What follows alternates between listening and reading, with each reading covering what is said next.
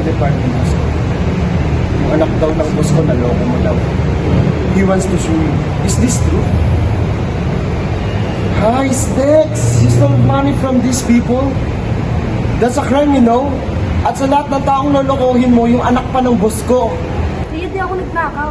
Naloko lang din ako. Eh, ba't ka nagtatago? Siyempre, hinahanap nila ako eh.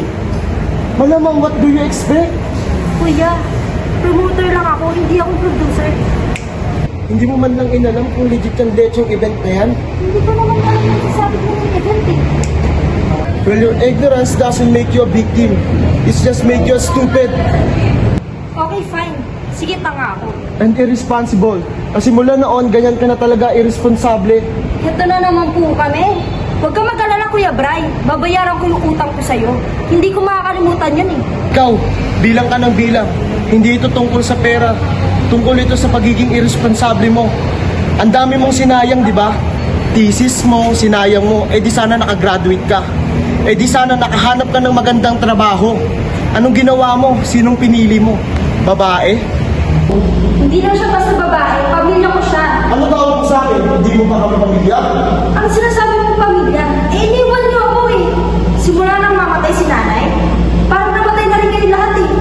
Dex, May barangay, si Kuya natin siya, may asawa, ikaw, manipit ka ng trabaho.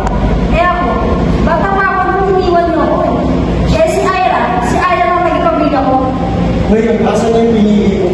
Nasaan yung Ira? Nasaan? Dex, grow up! Stop fucking up your life! And stop fucking other people's lives! You fucker! You will stop fucking up your life. Fuck you! Next! Kasi nagulot yung big mo! Oo! Kasalanan mo to eh! Oo, yung bibig ko talaga! Ang perfect ang buhay niyo eh, no? Ikaw, Ate Cha, ba't hindi natin pag-usapan yung babaerang mag-asawa? Huwag mo ipasa sa akin! Hindi! Pag-usapan natin to para malaman nila na hindi lang ako yung oras dito. Yung asawa na ito, hindi totoo nag-abroad. nandito siya sa Pinas? Oo, nahuli ko pa yung mismo asawa niya na may kasama ibang babae. Nandito yung asawa mo? Ha? Huwag na! Nagago yung lalaking yan!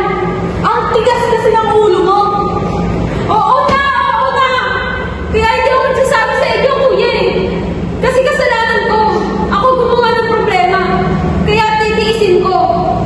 Kahit niloloko ka ng gagong yun, anong logic doon? Ba't hinahayaan mo? Mga anak ko. Kasi ayoko sila mawala ng ama. Tsaka ayoko sabihin kay tatay kasi ayoko problema siya. Kasi may sakit siya eh. Sakit si tatay.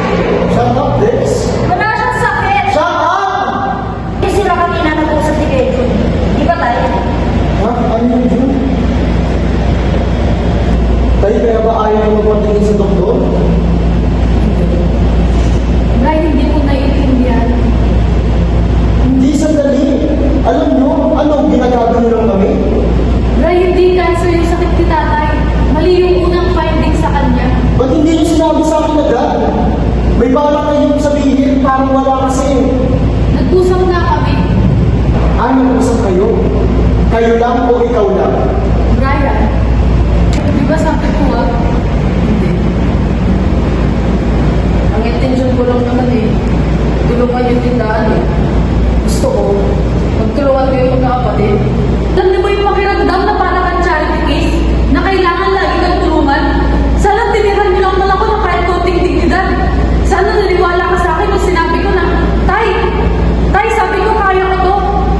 Hindi naman kasi magiging ganun yun. Kung namanage mo na maayos dati yun. Napakayabang mo talaga. Napakayabang nito. Ako naman, ang tanga ko naman. Dahil pinaniwalaan ko na totoo at bukas sa loob mo yung pagtulong mo. Ako na nga tumulong, ako pa yung mayabang. Wow! Kahit kailan kasi, tingin ko sa tao, puro pera lang ang habol sa'yo. Tumutulong ka lang naman para ikaw mukha sa amin na wala kang narating sa buhay. Ikaw meron. Magaling ka, di ba? Where are you talking things? Na may narating ako sa buhay? What? Is it my fault? Na unlike you and Alan chose to study? Is it my fault that I work hard to get what I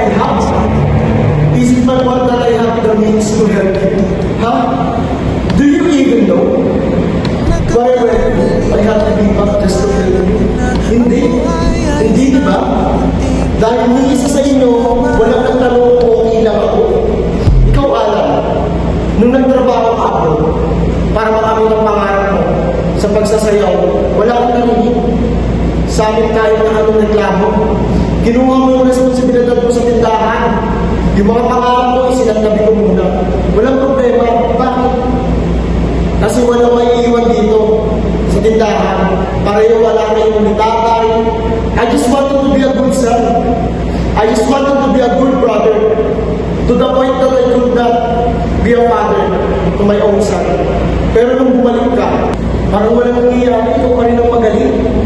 Pero okay lang naman dahil decision ko naman to. Umalis sa tindahan na yun. Eh alam mo kung bakit?